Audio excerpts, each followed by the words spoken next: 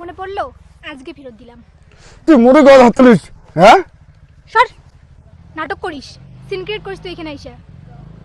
আপনারা দেখছেন হলদিবাড়ি টাইমস। রাজবংশী চলচ্চিত্র জগতে যুক্ত হতে চলেছে এক নতুন পালক।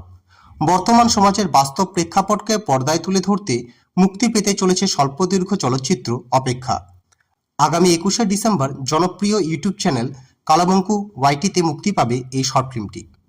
পরিচালক ও কলাকুশলীদের মতে অপেক্ষা কোনো কাল্পনিক গল্প নয়, বরং আমাদের বর্তমান যুগের বাস্তব জীবনের কিছু কঠিন ও সত্য চিত্র এখানে ফুটিয়ে তোলা হয়েছে। রাজবংশী ভাষার এই কাজ দর্শকদের মাটির কাছাকাছি নিয়ে যাবে বলে আশা করা হচ্ছে। এই শর্ট ফিল্মের প্রধান আকর্ষণ রাজবংশী সিনেমার পরিচিত মুখ বিশ্বজিৎ বর্মন, যাকে দর্শকরা ভালোবেসে কালামঙ্কু নামে চেনেন। তার সাথে গুরুত্বপূর্ণ চরিত্রে দেখা যাবে অভিনেত্রী টুকু মণিকে। এছাড়াও বিভিন্ন চরিত্রে অভিনয় করেছেন হিমাংশু বর্মন, ঈশান, পার্থ, পাপ্পু। সিনেমাটির দৃশ্যপট নিপুণভাবে ক্যামেরাবন্দি করেছেন সুশান্ত ও ফিরোজ।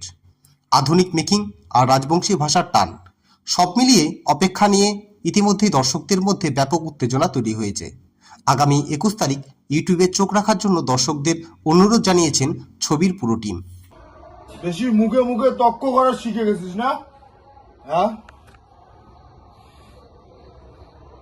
এটা কে? এটা কে? এটা তো আমার পাশের বাড়ির একটা ভাই। পাশের বাড়ির ভাই? হ্যাঁ, বেশি